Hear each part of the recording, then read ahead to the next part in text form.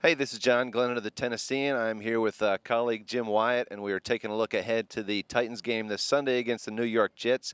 Titans will be going for a second straight home win this weekend. Here now with three keys to the game is Jim Wyatt. Yeah, I'm going to start with Jake Locker, and I think, not necessarily Locker, but I think the offensive line in this case, certainly a lot hinges on Locker and how he plays, but I think the Titans have got to do a good job of protecting Locker, to give him time to throw the football and to make some plays downfield. The Jets, you would think with Rex Ryan and some of his background that they'd be blitzing a lot, but they have generated a lot of their pass rush, but just rushing four guys, sometimes five. Against Buffalo last week, 7 of their 8 sacks came with just a 4-man rush. Big Muhammad Wilkerson is certainly a load that the Titans are going to have to figure out a way to slow down. But Locker showed what he could do against the Chargers when the Titans give him time.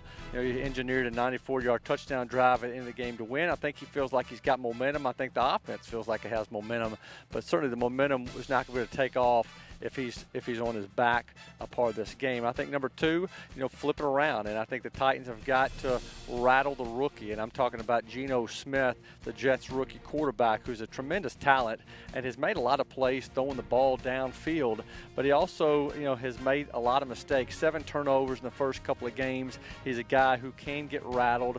The Titans have kind of picked their spots on when to send extra blitzers after the quarterback, and I think certainly that's going to be one of the keys to this game is trying to find the right time to try to get in his head.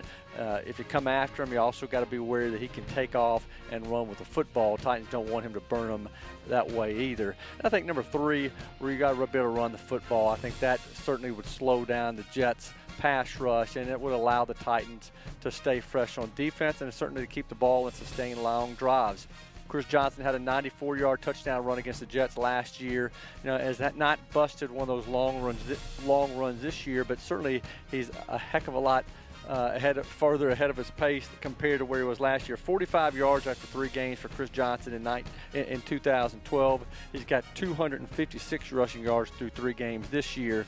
Titans will try to get him going. They don't have to have a big home run for him, but as long as he can rip off some sizable gains and keep that clock moving, go a long way in helping the Titans win this game on Sunday. Certainly keep up with John Glenn and I on Twitter. Follow Titans at Tennessean.com with our Titans blogs. We'll have a ton of stories this week leading up to the game. Wrote a story for Friday about Bernard Pollard. Everybody knows about his nasty side on the field. You'd be surprised to know that he actually is pretty has a gentler side off the field, I guess I should say. That'll come as a surprise to some people. But John Glennon and I'll both have preview of the game with 3 key matchups, and then also 3 key position battles to watch in Sunday's paper as well.